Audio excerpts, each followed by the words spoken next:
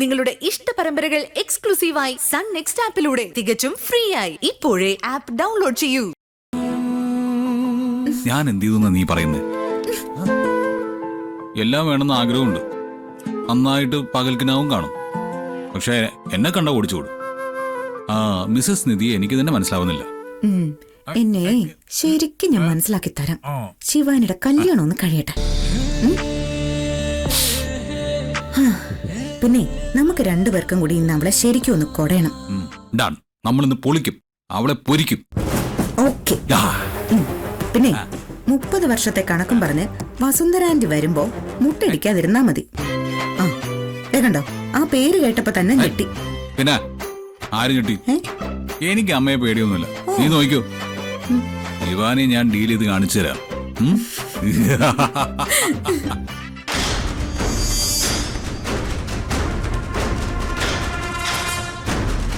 നിന്റെ വിവാഹത്തിൽ ഒരു തീരുമാനം എടുത്തേ പറ്റൂ ശിവാനി. ഇന്ന് നിധി നിനക്ക് അയച്ചു തന്ന പ്രപ്പോസൽസ് എല്ലാം വളരെ നല്ലതാ. അതിൽ ഏതെങ്കിലും ഒരാളെ നീ സെലക്ട് ചെയ്തേ പറ്റൂ. നിനക്ക് ഇഷ്ടപ്പെടുന്ന ആലോചനകൾ ഏതാണെന്ന് പറഞ്ഞാൽ മതി. ആ ചെക്കന്മാരെ കുറിച്ച് നമുക്ക് അന്വേഷിക്കാം. സ്വഭാവം കൂടി അറിഞ്ഞിട്ട് പ്രൊസീഡ് ചെയ്യാം. നീ എന്താ ഒന്നും പറയാത്തത്?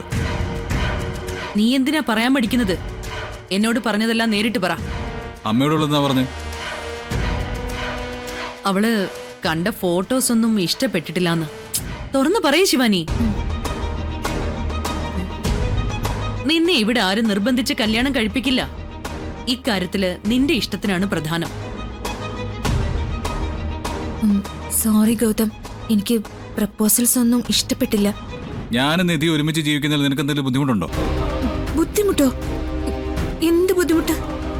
നിങ്ങൾ സ്വസ്ഥമായി മക്കളും കൊച്ചുമക്കളും ഒക്കെയായി സന്തുഷ്ട കുടുംബജീവിതം നയിക്കണമെന്ന എന്റെ ആഗ്രഹം. അതിനുവേണ്ടിയ ഗൗതം ഞാൻ ജീവിക്കുന്നത് പോലും. അങ്ങനെയാണെങ്കിൽ നീ തന്നെ നിന്റെ അമ്മയുമായി സംസാരിക്കണം. നിധിയോട് പ്രതിജ്ഞ പിൻവലിക്കാൻ പറയണം. ഇനി അത് ബുദ്ധിമുട്ടാണെങ്കിൽ നീ ഒരു വിവാഹത്തിന് തയ്യാറെടുക്കണം.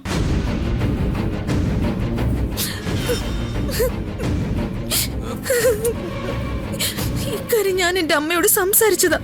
പക്ഷെ അതിന്റെ പേരിൽ അമ്മ എന്നോട് ഒരുപാട് വഴക്കിട്ടു.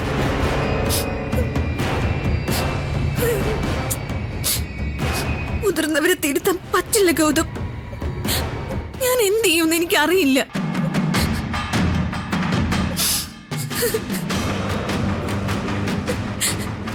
കരയാതെ മോളെ, ഇഷ്ടമില്ലാത്ത കല്യാണത്തിന് ഞാൻ നിന്നെ വിട്ടുകൊടുക്കില്ല. എടാ, എന്ത് തെറ്റ് ചെയ്തിട്ടാ നീ ഇവളെ ടോർച്ചർ ചെയ്യുന്നത്? ഇവളെ ഇവിടെ ആരും ടോർച്ചർ ചെയ്തിട്ടില്ല. ഇവളാണ് മറ്റുള്ളവരെ ടോർച്ചർ ചെയ്യുന്നത്. കേട്ടോ, ശിവാനി പറഞ്ഞിട്ടാണോ ചേച്ചി പ്രതിജ്ഞ എടുത്തത്?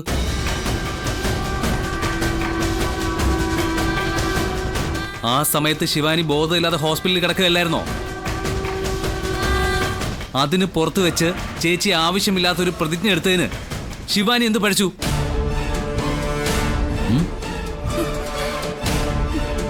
അതിന്റെ പേരിൽ ഇവളെ മാനസികമായി പീഡിപ്പിക്കുന്നത് ഒട്ടും ശരിയല്ല. പ്രണവേ, നീ കാര്യം അറിയാതെ സംസാരിക്കരുത്.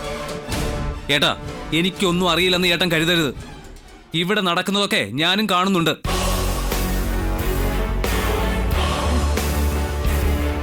ശിവാനി ഇവിടെ വന്ന നാള് മുതല് അമ്മയും ഏട്ടനും ചേച്ചിയും ഇവളെ ശരിക്കും ടോർച്ചർ ചെയ്യുന്നുണ്ട്.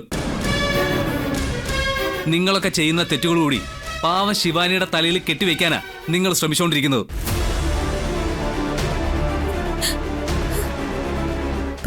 പ്രണവ് ഇങ്ങനെയൊന്നും സംസാരിക്കരുത്. ശിവാനി ചെയ്തതിൽ കുറച്ചൊക്കെ പ്രണവിനും അറിവുള്ളതല്ലേ? എന്തറിയുന്ന ചേച്ചി പറയുന്നത്? എല്ലാം ചിലപ്പോ തെറ്റിദ്ധാരണകളാണെങ്കിലോ? ശിവാനി ചെയ്തെന്ന് പറയുന്ന കാര്യങ്ങൾക്ക് തെളിവുകളൊന്നുമില്ലല്ലോ.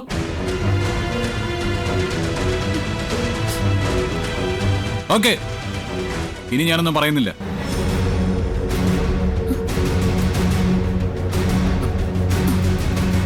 പ്രണവ്, നീ ഇപ്പൊ കാര്യങ്ങൾ മനസ്സിലാക്കി തുടങ്ങി.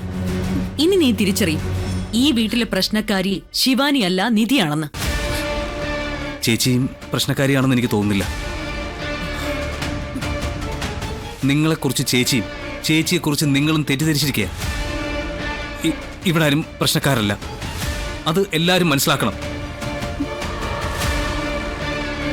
ജീവിതത്തിൽ ആദ്യമായിട്ട് ഞാനിന്ന് ഏട്ടനെ എതിർത്ത് സംസാരിച്ചു. അതിനെനിക്ക് വിഷമമുണ്ട്.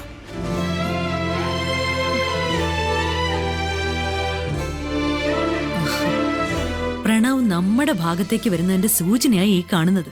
ഞാൻ എത്രമാത്രം ബ്രെയിൻ വാഷ് ചെയ്തിട്ടുണ്ടെന്ന് ആന്റിക്ക് അറിയോ? അതിന്റെ ഫലമാണ് ഈ മനമാറ്റം.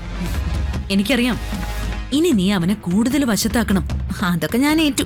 പക്ഷേ ഞാൻ പ്രണവിനോട് വല്ലത് സംസാരിക്കുന്ന കണ്ടാൽ ഉടനെ ആന്റി എന്നെ ഒന്ന് ഓടിച്ചു വിടും. ദേ, ഇനിയെങ്കിലും ആന്റി ഒന്ന് മനസ്സിലാക്കണം. ഞാനിതൊക്കെ ചെയ്തത് ആന്റിക്ക് വേണ്ടിയാ. ഇപ്പൊ എനിക്ക് നിന്നെ വിശ്വാസമാ. ഇനി നിങ്ങളെ എവിടെയെങ്കിലും ഒരുമിച്ച് കണ്ടാലും ഞാൻ കാണാത്ത മട്ടില്ലേ മാറിപ്പൊയ്ക്കോളാം. നീ അവനെ എന്റെ ഒരു അടിമയാക്കി മാറ്റി തന്നാ മതി. ഒക്കെ നടക്കും. പക്ഷെ പ്രണവിനെ ആന്റി അടിമയാക്കുന്നത് ശരിയല്ല. മകനെ പോലെ കാണണം. അവനെ ഗൗതമിന് തുല്യനാക്കി വളർത്തിയെടുക്കണം. ഗൗതമിനെ പോലെ കോടീശ്വരനാക്കണം. ഗൗതം ആന്റിയുടെ അടുത്ത് കൂടുതൽ വിളച്ചിലെടുത്ത ആന്റിയുടെ സ്വത്ത് മുഴുവൻ പ്രണവിനിങ്ങ് കൊടുത്തേക്കണം. അതൊന്നും നടക്കില്ല. എന്റെ മനസ്സിൽ ഗൗതമിനുള്ള സ്ഥാനം ഞാൻ ആർക്കും വിട്ടുകൊടുക്കില്ല.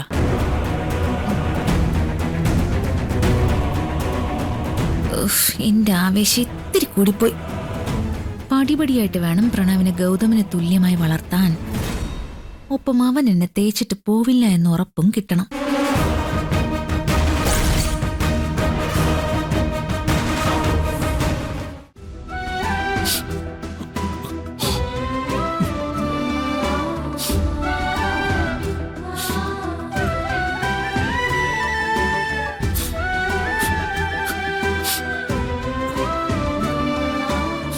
ഗൗതം കരയുവാണോ? ഏയ് ഇല്ല, കണ്ണിലെന്തോ പൊടി വീണതാ.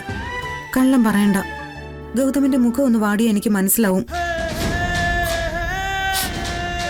ശിവാനിയുടെ പക്ഷം ചേർന്ന് പ്രണവ് ഗൗതമിനെ എതിർത്തതൊട്ടും ശരിയായില്ല. കാര്യങ്ങൾ അറിയാതെയാ പ്രണവ് പ്രതികരിച്ചത്.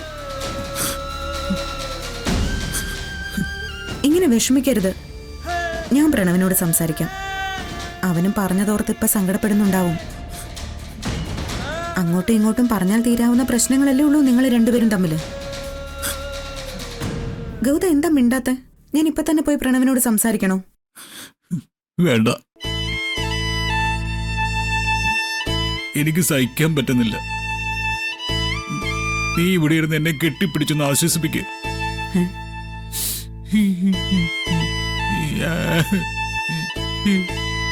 എന്നാലും എന്റെ പ്രണവ്, എന്റെ കൂടെപ്പിറപ്പ്, ഒരു മകനെ പോലെ ഞാൻ സ്നേഹിക്കുന്നവൻ, അവൻ എന്നോട് ഇങ്ങനെ പറഞ്ഞല്ലേ. ഞാൻ എങ്ങനെ സഹിക്കുന്നത്? ഇങ്ങോട്ട് വാ, എനിക്ക് സഹിക്കാൻ പറ്റുന്നില്ല.